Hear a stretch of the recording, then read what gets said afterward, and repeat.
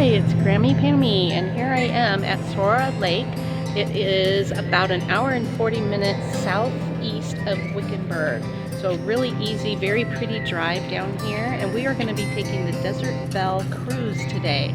It is, let me see here, it is a 80-minute narrated cruise at this time, but they do offer all kinds of cruises. You can do it with the music, again, the sightseeing with narration, and I believe they have a few other options, like maybe dinner too. So here's a little view of their calendar.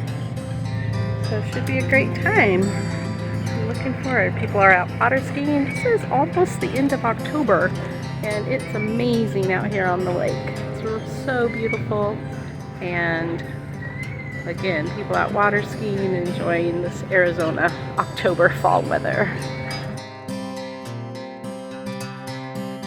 You're in the Sonoran Desert, the Tonto National Forest on Lake Saguaro.